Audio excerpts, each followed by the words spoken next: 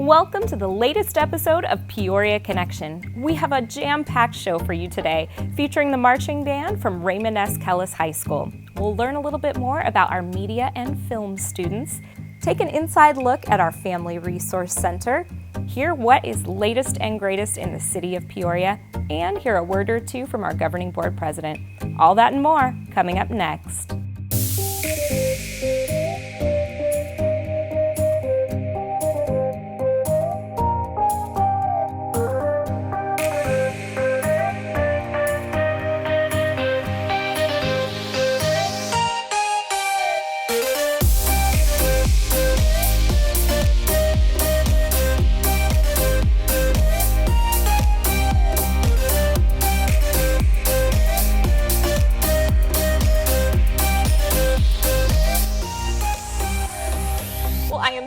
To have a very special guest joining us today from the city of Peoria, Jennifer Stein, the Communications Director.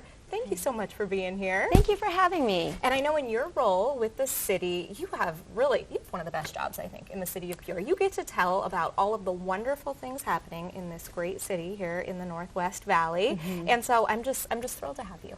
Well, thank you. And I agree. It is the best job because we really talk about and share stories every day and promote events, activities, programming all the time to our residents and visitors, and it's just a pleasure to do that. And there's so much going on. I know you have so much happening in the city. Maybe talk a little bit about some of the things that are going on right now in the city of Peoria. There is so much going on, and it's an exciting time in the city of Peoria. In fact, we just launched our first circulator, which is called POGO, Peoria on the Go. And this is really exciting because it allows our residents to get around to various restaurants, shopping centers, the library for free. And in particular, it's been very beneficial to students and active adults and anyone who really just wants to jump on the POGO and bounce around town. So we're really focusing on getting the word out on POGO. It starts in the P83 district, and it does a loop every 30 minutes up to about Happy Valley Road and Lake Pleasant Parkway. And you can download an app and in real time see where the circulator is to determine when you need to get out to your stop, and that has been going very well. Couldn't be any more convenient. I'm hearing lots of good things from students that are using that. And I know Huntington University, right there in the heart of P83, it's a great pickup stop. It is, and a lot of the students there use it, enjoy it, appreciate it, and we've just heard really positive, favorable remarks, and we encourage people to check it out. That's exciting. So we're starting to hear quite a bit about the census. That's coming up, and I know our community is going to be hearing a lot more about it soon. Talk a little bit about what does the census mean, and what does it mean to our community? Every 10 years is our national census, and it's absolutely critical that everyone is counted. Each person counted is worth $3,000 in city services. So it's absolutely imperative that everyone be counted, and it's easy this year. There are 3 ways to be counted, and new this time around is the electronic online counting. So you can go online, each person will get a PIN number, or you can use your address, and then you can be counted there. Quick, fast, and in real time we will receive reports to determine, okay, how many people are being counted and how many more, and which areas do we need to target promotion and education. So thankful for technology, right? It is going to be great because right now we're working on the awareness, but then we're going to make sure everyone participates, and that's the best way to measure that. It's secure. I know there's a lot of concern about that, but it is absolutely protected and secured. In fact, for 72 years, it cannot be opened. The information is completely sealed. And it really matters. A lot of our revenue comes from state shared, and that's based on population counts. So this census, every single person, including children, unfortunately. Don't forget children. Sometimes people from age 0 to 5, they don't count their babies, and so we want to make sure that. Sure, and this has a ripple effect on schools as well. There is some funding and support services, of course, that trickle down through school systems, so it's very, very important. Absolutely. Then beyond the census, there's another really big initiative that I know folks in our community are going to be hearing a lot more about, and that's related to your general plan. What is that? What does that mean? And maybe what does our community need to know about that? The best way to illustrate this is the general plan is the roadmap for our future. And it is another very important process that we've been working with our citizens through engagement the last year. It's a document that takes a really comprehensive view of growth and development over the next 10 to 20 years. So this will take us through 2040. And it really helps guide all aspects of city growth.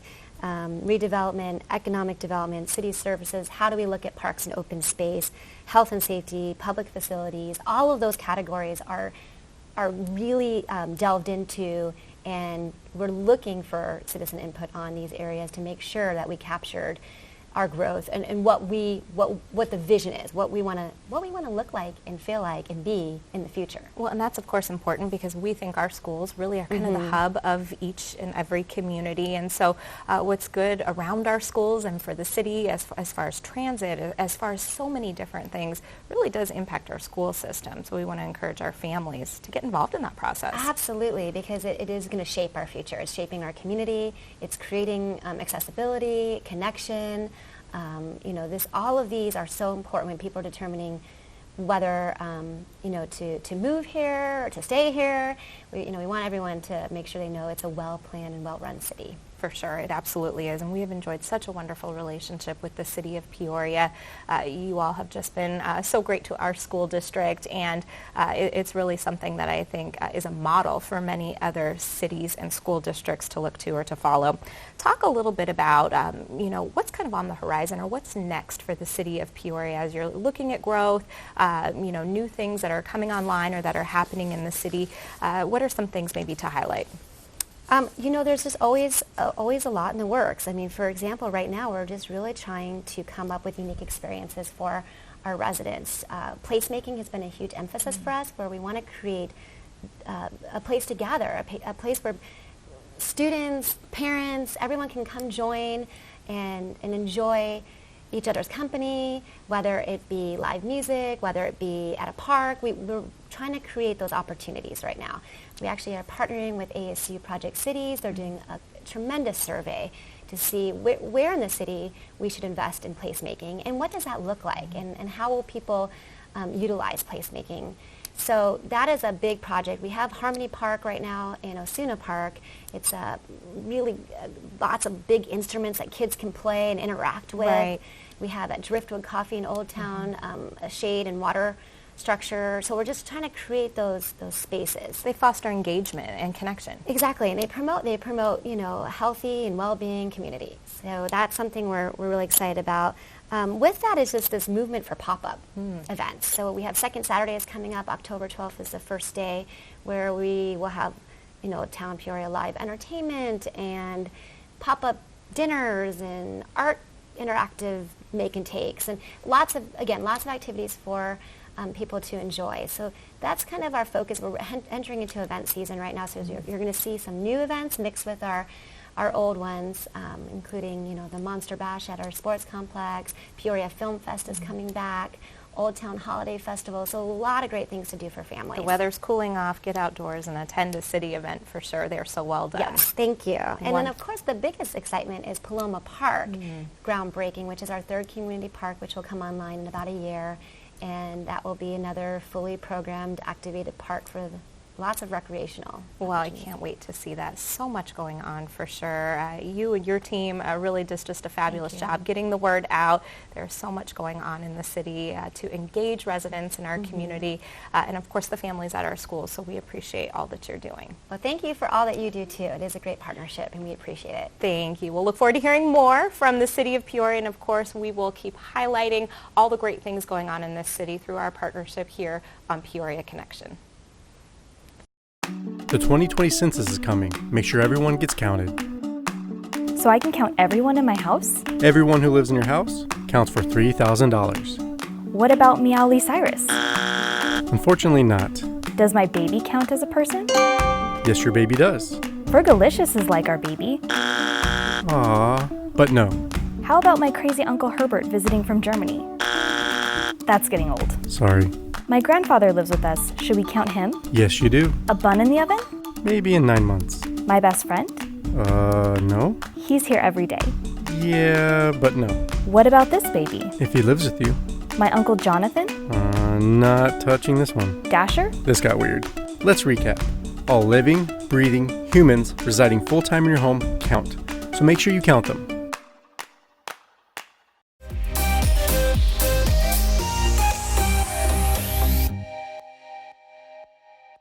Peoria Unified School District is so grateful to have family resource centers spread throughout our district. I'm joined today by the coordinator for Peoria Unified's Family Resource Centers, Jessica Harris. Jessica, thank you so much for being here today. Absolutely. Thank you for having me. Well, we are so excited to have you and to learn a little bit more about what is a family resource center. So talk a little bit about the centers here in Peoria. Okay, so our main purpose is to really provide families with the tools that they need to support the learning and development of their children. And we really emphasize building those strong families as well as getting children ready for kindergarten. So we do work with those birth to 5 before they're in kindergarten. And what might a family expect that walks in a family resource center? Do they have to pay to come in? Do they have to schedule an appointment? Talk a little bit about that experience. So everything is absolutely free. We are supported by First Things First, and First Things First works only with birth to 5. They're actually the only public funded entity that does that just does birth to 5, which is fantastic. We are so grateful for their support.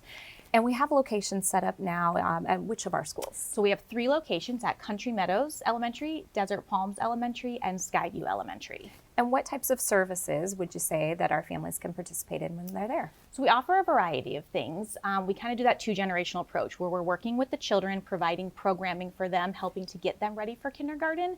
But then we also want to work with the parents, and we do that in a few ways. We do offer resources and referrals, anything from questions about child development, questions about childcare, if families are in need of food or housing, medical, we can give them resources for that or referrals. And on top of that, we also really want to help to educate the parents on child development, on how they can support their children. So we provide parent workshops for them, but also when they come to the activities with their children, we are really modeling how they can support them. We want to give them information on best practices, why we're doing what we're doing, how they can do those things at home with their children.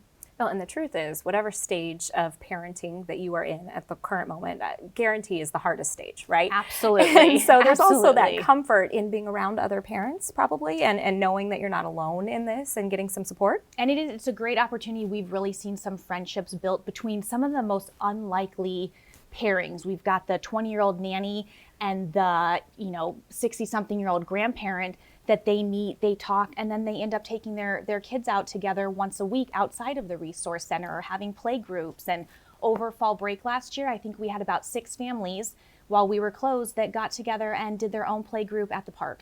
So you're building connections for our families, and that's so important. Absolutely. I think what's also really important for our community to know is how important, you talked about that birth to 5 just a little bit, but maybe you could expound upon that just a little bit, how that helps to really prepare students that are going to then transition into our schools. So those first 3 years are actually the most important for brain development. The brain is just exploding, and we want to be exposing children to lots and lots of language, to reading, and to other kids. When they go to kindergarten, yes, they're going to learn their letters and their numbers, but what they really need are those social skills to be able to tell somebody how they're feeling, what they want, what they need. And so that is a big focus that we have in the centers. So if you can't afford to take your child to preschool and give them those opportunities, or if you are lucky enough to be home with them, but you still want them to have those interactions, this is a great place for them to come interact with other children, start learning some of those rules that in a classroom we walk, we have to ask before we take things, learning to take turns.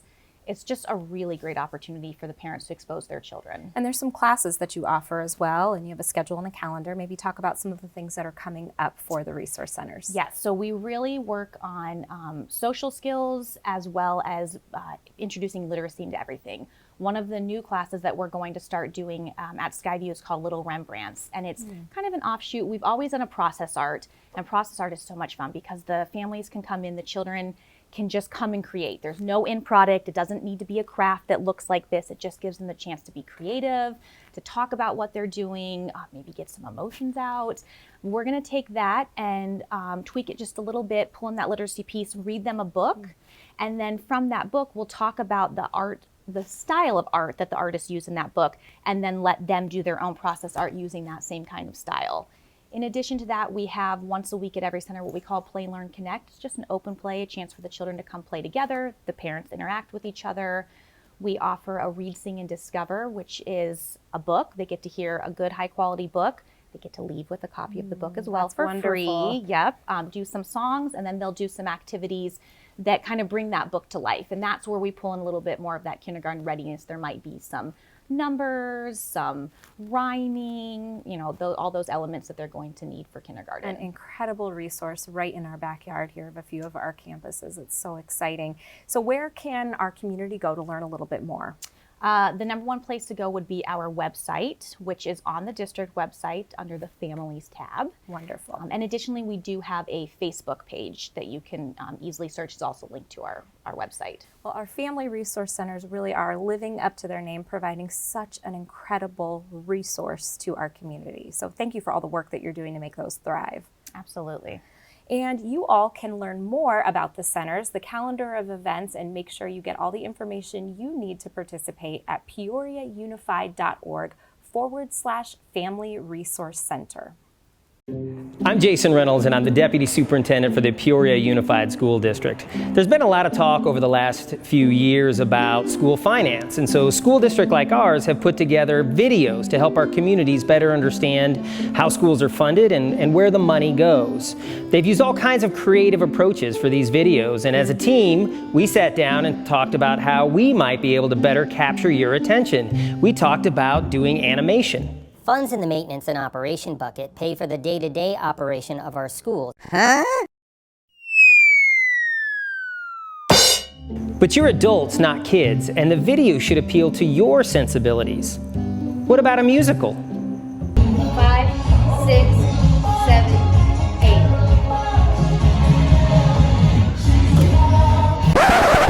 But we're educators, not entertainers. So let's dispense with the entertainment and commence with your school finance education. Let's begin.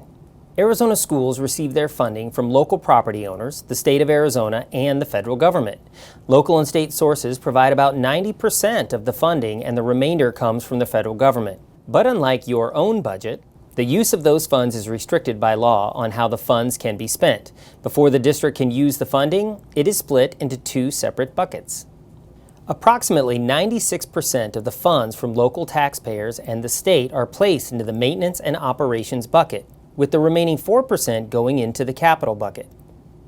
The 4% of the budget in the capital bucket pays for durable items that are owned or used by the school for many years, like furniture, buses, textbooks, and technology. Funds in the maintenance and operation bucket pay for the day-to-day operation of our schools, including salaries, transportation, utilities, and general supplies like paper. All districts are required to have a balanced budget and cannot spend more than is provided in the two buckets. If the money in either of the two buckets is not enough to meet the needs of our students, the district can ask the local community to pass an override or bond to increase the available funds. Overrides and bonds are different, and the funds they generate add to the different buckets. Overrides provide additional funds for the maintenance and operations bucket, and thanks to our community, a 13% override passed in November of 2015, which allowed us to bring back free all-day kindergarten and to provide salary increases for our staff, as well as support invaluable resources such as assistant principals, nurses, arts education, reading programs, gifted education, athletics, and extracurricular activities. Without the current override, the district's maintenance and operation budget would shrink by more than $27 million. This override will maintain funding for the staff and programs supported by the current override and allow the district to fund new student and staff safety initiatives, such as hiring new counselors and intervention specialists, as well as providing safety-related training to staff and competitive compensation for our teachers. If approved, the override will result in an estimated annual tax rate of $1.74 per $100 of assessed valuation for residential property owners. This represents about a $2 to $6 increase per month over the current override for homeowners in our district. Does school finance make more sense to you now? I hope it does. But if you have more questions about our budget or our override, please visit our website at peoriaunified.org/bonds and overrides or call us at 623-486-6100. Well, you all are in for a real treat today. We have two of Peoria's finest teachers here in the studio with us on Peoria Connection. Bryce Budoff, Jeff Southwick, two of the media teachers. Bryce joining us from Centennial High School, and Jeff joining us from Raymond S. Kellis High School. So thank you, gentlemen, so much for being here. First, I just have to point out it's really unique to have you here in front of the camera because, of course, with what you do with our film media students, typically you're giving instruction and supporting our kids behind the camera. So thank you for stepping in front of it today. It's a different position for us. It's very unique, right? I'm so glad to have you. And one of the biggest reasons that you're joining me today is, of course, because a very elite award that just went out to your students and, of course, a reflection of you and your work, Student Production Awards. And your students received them, and it's by the organization that also produces the Emmys. So this is a super big deal. How did you feel when you found out that your students were receiving such award, Mr. Budoff?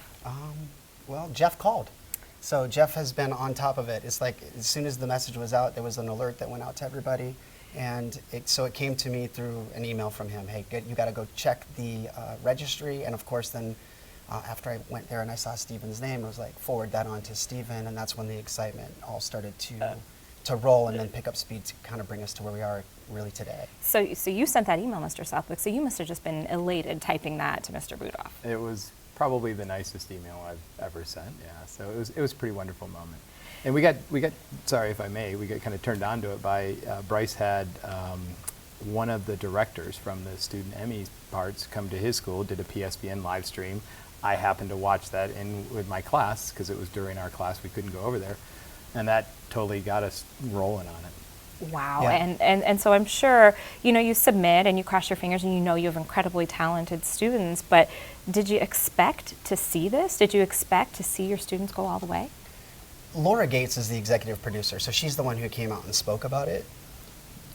When she presented it, it was more than just what students could produce as a package in the end. She actually presented it because the contest is different at the high school and college level than it is for the professional level. And so the way it was presented was that the students could also submit into skill-based. So they could submit and be judged based on their skill level and how they did with the edit, not necessarily it was the most award-winning production in the end. So for me, I saw like there were two avenues and potentially we were going to be able to take one of those. And at the time I had an intern, so I was able to kind of quickly place where we wanted to enter for the category. And what was it like sharing with your students that they were receiving the award once you found out? That was a super special moment because I have some of the hardest working students I think in the district. The hours that they put in and their level of professionalism I have always been just enamored with. And so I got to tell probably 5 of the hardest working kids in my school that they're going to be recognized. They have an opportunity to go to this, and we had 10 nominees. We put in 10 submissions and had 7 nominees. That's so incredible. It was pretty fun. And I'm sure we're rolling some of the photos from that evening so all of our audience can see. I know that was just a really magical event that you got to attend and to receive those awards, and I'm sure the pride, you can see it just bursting from our students' faces and yours as well, because certainly I can't say enough how much this is thanks to the hard work and the time and the energy and the effort that you put into these students. What do you think this award or this achievement says about our media programs in our school district? I believe it's just a validation of how hard they work, and it was said to me recently that we make it look easy and therefore some people don't respect what we do.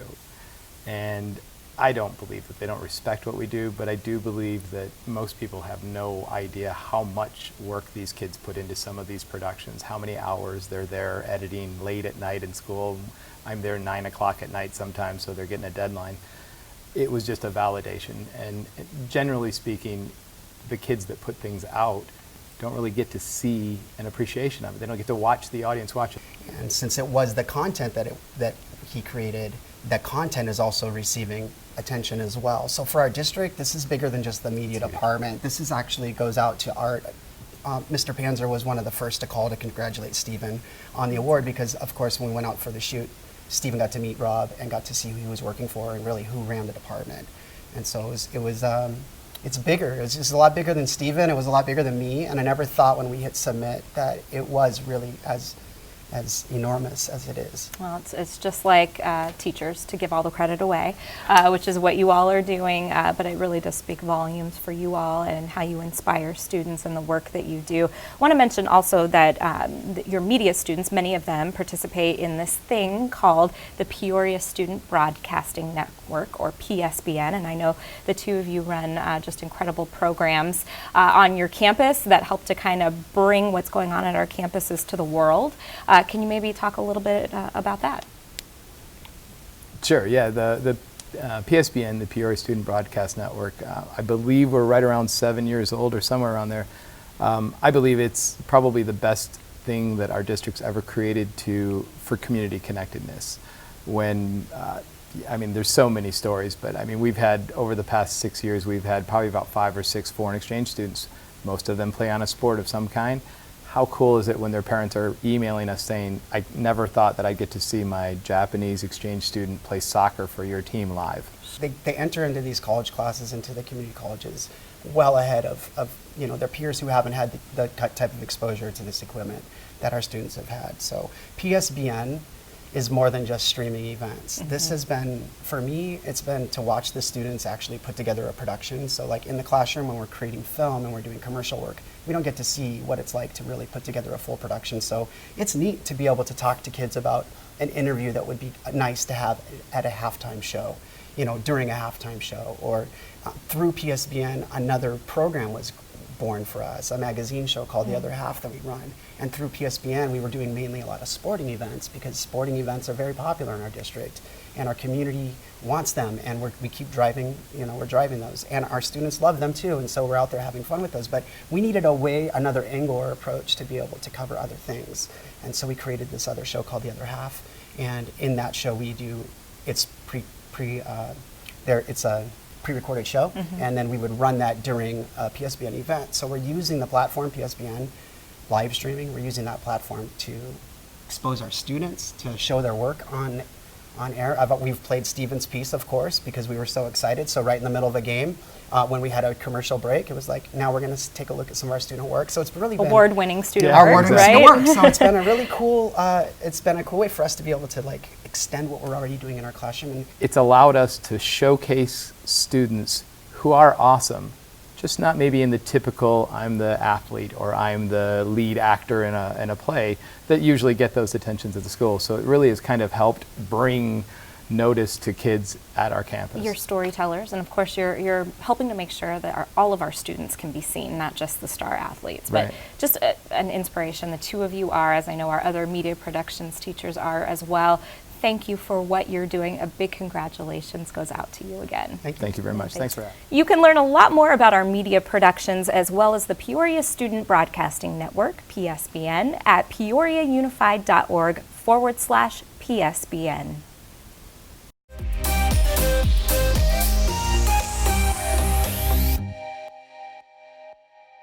Well, I'm here in the governing boardroom of the Peoria Unified School District with a special guest that joins us today, our governing board president, Mrs. Monica Ceja Martinez. Hello. Thank you. My pleasure. Thank you. So glad to have you. Thanks so much. And it's great to have you on to just talk a little bit. I don't know if most people know, but you have a really unique story as really being very just homegrown Peoria. You've kind of started here in our district and of course now serving on our governing board and as governing board president. Talk a little bit about your journey through Peoria. Thank you so much. First of all, I would say yes, it is unique, but not unique to many family members in the community. My parents chose Peoria Unified for the school district, and I've been blessed to have all the resources that have essentially made who I am. I remember starting at Oakwood Elementary, going through and having Miss Ryan as my reading specialist, and in junior high I had Miss Schultz, who was our student council, and actually that was the first time I was in this room presenting to Dr. Erb as a superintendent, and who knew that I would be right back here. I went to ASU, became an elementary teacher for my passion for learning, started at Cheyenne, Country Meadows, Coyote Hills, coached Centennial Soccer, and essentially spent my whole life. And I need to go back because you and I were classmates at Oakwood. And then when I graduated, went off to Centennial, and where my pride is. But now that I have the opportunity to visit all the schools, anywhere I go, I love it. Oh, you're right, and such a rich history in this community. And I know you mentioned Mrs. Schultz. I remember her from our grade school days, and she's actually still teaching right here in our district, so that's very neat. And I know a Centennial Coyote through and through from graduation. As a governing board member, you get an opportunity to travel around to all of our campuses in the school district. And I think there's some people that might think that must be kind of a special thing that only governing board members get to do, but it's really something that's open to our community, and we love the chance to kind of show off our schools. What do you feel when you get to step foot maybe back on the Centennial campus? What's it like to be back there? There's definitely a sense of pride. I have two little boys, 10 and 14. He's not so little anymore, but he happens to go to Centennial as well. They challenge me. But when I step on, I'm stepping on now as a parent. And I hope that the students are having a remarkable time. And I reminisce about the time that I had when I was the school mascot. I ran for office and lost every year, but my teachers were so supportive and pushed through. Resilience was definitely a lesson I learned, and I'm just hoping that those students have the opportunity to try all those things. And now you've moved into this role as governing board president. Talk a little bit about being a governing board member, and maybe for someone that doesn't know, our governing board elected officials in our community. It's unpaid, so you're not compensated for what you do, but what does a governing board member do? That is a common question we get all the time. So speaking to the bullet points, a governing board addresses policy, hires, and works with the superintendent to set board district goals, as well as the vision of the district. We are elected by the community to drive student success, being responsible for our financials, being the fourth largest district. $220 million roughly is our estimated budget that the board has ultimately held accountable for. But if you just look at the day-to-day things, what I love about and why I'm a student and why I value learning is having the opportunity to elevate the student voice. Spending my time on the board, I wanted to make sure we had that opportunity, that we had a reflection of voices from our students. And so I worked with the board and the superintendent to create an event called Seats, Students Engaging with Administrators, Teachers, and Staff, where we get the opportunity to listen to their concerns, and then we prioritize it at the board level moving forward and driving those goals. Well, you've done a tremendous amount in a short time. The entire 5-member board, I should mention, has done a tremendous amount in a very short time, as we have a number of new board members. But talk a little bit maybe about what it is that motivates you. And you touched on it just a little bit, but what motivates you to serve your community? I'm grateful for all the opportunities that I've received, not only through the education system, but my neighbors were our umpires, and I was the first female to play boys Little League at the city of Peoria. So I not only didn't just have that experience with the school district, definitely our city of Peoria has been a great reflection of who I am. When I look at my diverse governing board, our community continues to grow. It is important that we continue to value tradition and honor that, but also challenge the status quo. Maintaining stability is important, but a process where we continue to improve, do what's right for our students and our community, essentially. I know that you've asked before, and community members ask about being a governing board member, and everybody should truly consider serving on this board. We have a very diverse board, and when you look at what you can offer, you want to look at skill sets. We do deal with budgets, but you don't have to be an expert. You have to have the willingness to learn and grow. You need to have work ethic. It takes a lot of time. As you mentioned, it's volunteer, non-paid. being able to listen and have an open mind so that you can drive change so it's a better experience for everybody is so important. It is, and it's also important because when the board makes a decision, it's a decision that's collective by the board. So individually, it's not up to one board member, it's the 5 of you. And so we just really are so grateful that we have 5 board members that really are committed to education and to our community. If you can, kind of one of the last things that I want to talk to you is, what would you say to those maybe, whether they're in our community or not, that are kind of skeptical about public education? I know you went through this system, you have chosen, because it is a choice, you've chosen to put your students through our schools. What do you say to those that say, I'm not sure about public education today? Well, and I would question even the word skeptic. I would believe that the right word would be a lack of understanding. I would encourage them to ask questions. We are in a public education system that encourages, at least from my experience in Peoria Unified, ask and keep asking. Ask for the numbers, ask for the outcomes.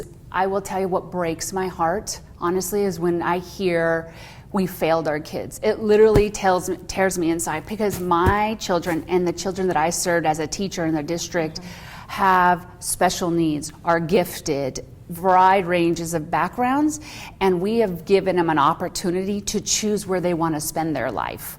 And it's not necessarily taking a test, it is serving in a volunteer aspect. So I would just say it's a lack of understanding and a willingness to listen and take that information to make your own opinion and not groupthink.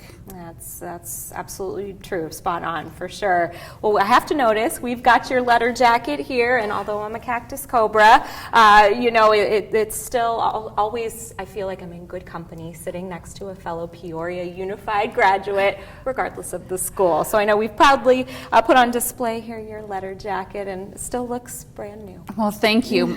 Thanks to my mom, they're definitely my support system. I will say one more fun fact is in my yearbook, I was looking through it, it said I was selected to be the student who would come back to every homecoming. And at the time, I'm like, no, that's not me, but I'm here. It's happening, it's happening. Well, thank you so much again for joining us today, Mrs. Ceja Martinez. It's just a pleasure working alongside you, and I appreciate your time today. Thank you, it's definitely an honor.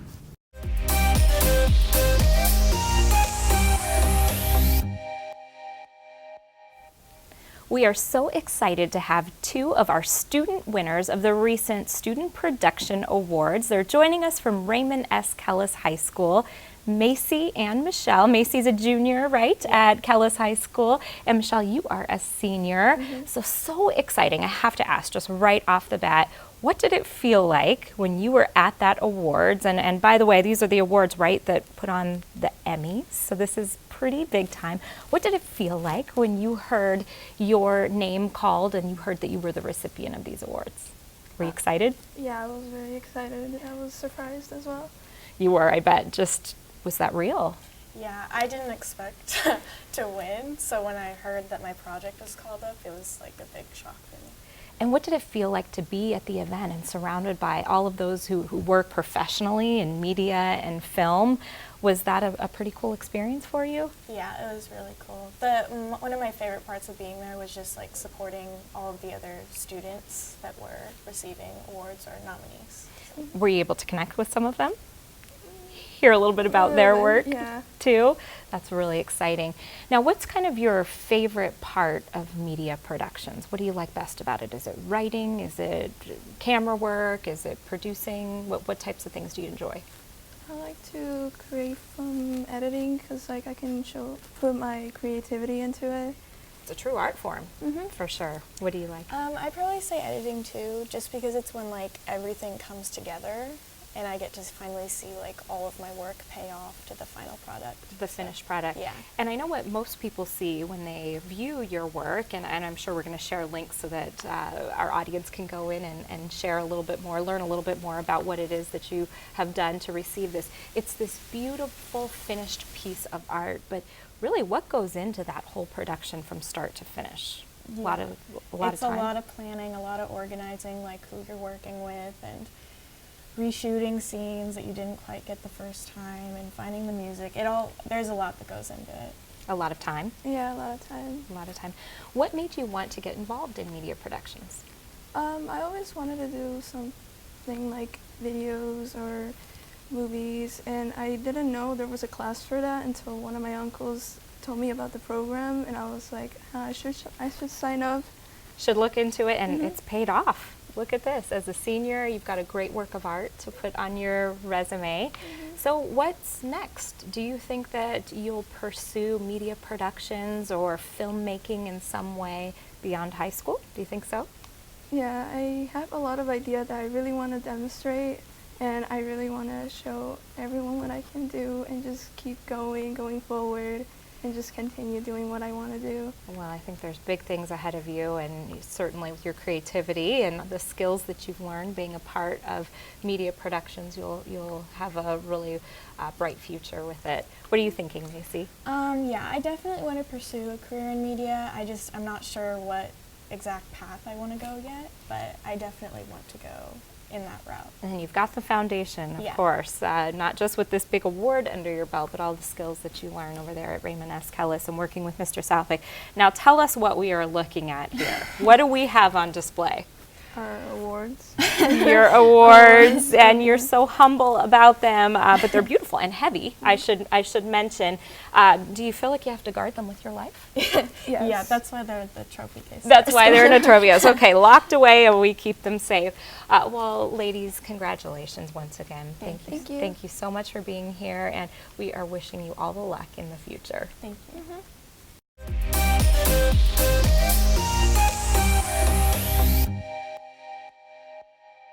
That's all for our show today. Be sure to check out peoriaunified.org/Peoria Connection for more from all of our guests from today's show.